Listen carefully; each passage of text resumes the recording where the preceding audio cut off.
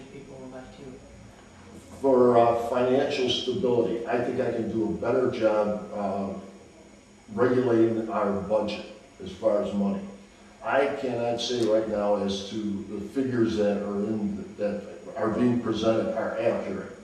And I will not know for sure until I get in that position. Well, that's always true though, because the supervisor is the budget officer. Wouldn't someone say that about your numbers next year if you won? Yes, but I'm going to be quite open with my budget process. Every month, I'm going to make sure that I have at the work sessions or at the board meeting, our financial, I'm going to have it so the board members can get to read those accounts. Right now, we don't get those anytime, any month, until this past September, when we started asking for them. It was never presented to us. We never had any figures in our hands as to state how much money we have in our accounts, so we know what's in those accounts. So that I want to change, is to say, okay, Councilman, here's what we have in the bank in investments and also in line items. Hasn't been done, and that's something that's kind of frustrating. And I think in the process right now for the budget, we've been quite involved with having the public involved in it. Mm-hmm. And it's been working very well, very well. I'd like to ask about something that Mr. Roney talked about yesterday. The situation with where the town, which bank the town places its money with. Mm-hmm. And I don't know that I fully understand this, but what I got from his comments were, the money has been at HSBC for a long time, I guess.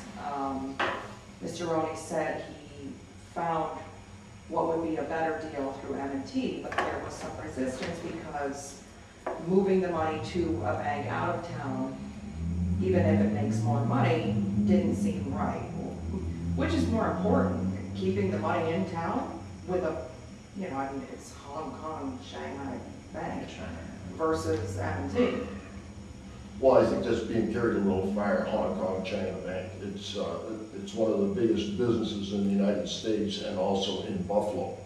Pays many dollars in taxes to the Western New York community. So I would not go around saying Hong Kong Bank myself.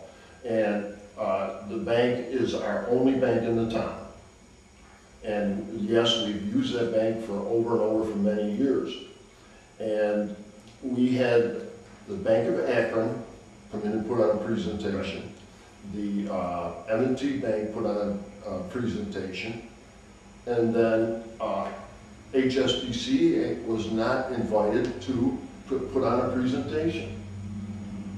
Councilman Stahl and I went to the bank manager at Middleport, asked her to set up a date, and with her representative who manages all the banks in this area. She came in, put on a presentation. Supervisor Rooney did not show for the presentation, and their presentation exceeded M&T's at the time, and I was completely satisfied with their presentation, HSBC's. Did they meet the same rates? They met the same, as far as money markets and CDs, the same rate. Checking account interest, higher. Higher than M&T's. The bank, their machine that they use for depositing checks, I forgot the name of it right now, but it's a machine that does, anyways, right. One that says it's good or bad check, that deposits the check automatically. And they would give it to the town at no payments. So that's, I don't believe that has been done, and we've had a meeting 2 months ago with HSBC, so we're more than happy, the councilman, with HSBC for many reasons. They're a local bank, they exceeded what M&T decided to give us, and they're paying taxes in the town, and they're employing local people. So that, to me, that was pretty hard to beat. But I felt nothing wrong with the procedure that was used. It is said through the grapevine that the terms of M&T's offer were shared with HSBC before that meeting. Is that true? Before that meeting, Before HSBC came and made its presentation. I believe we did, yes. So you took one bank's offer and asked another bank to match it. I believe we did, yes. You know, and they did. And they gave us more for the checking account money.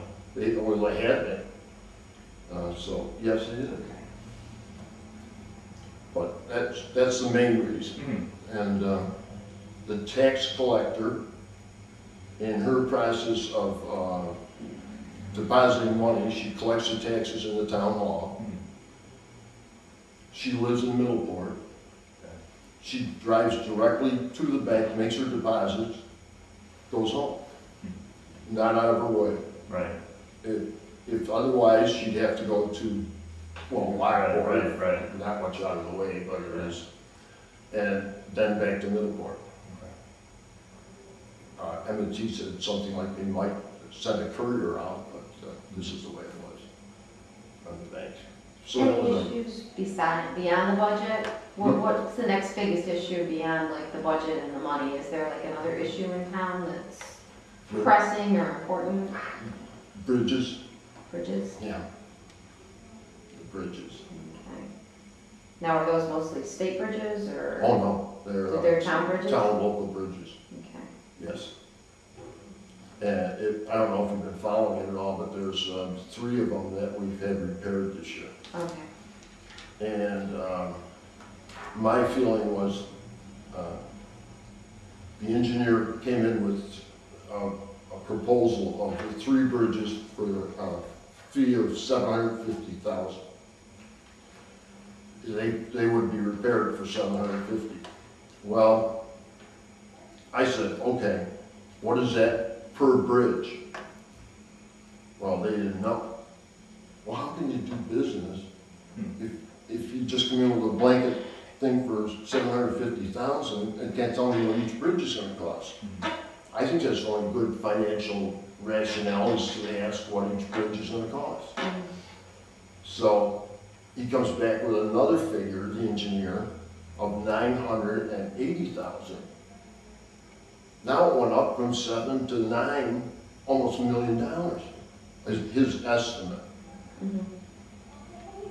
Well, now they went out for bid, you know, and they're making, everybody says, well, Lang held us up. And I'm saying, well, how can you do business if you can't figure out each bridge? And we've got money set aside from 206, 100,000, 207, 116,000, and Senator Maziar's 160,000. So has the bridge work been done or it's still waiting to be done? It's been in the process now. It's in the but process. Then the bids came back, 563,000.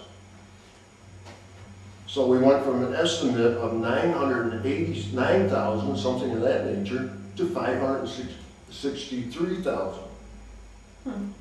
So now, I thought that was a pretty good bid.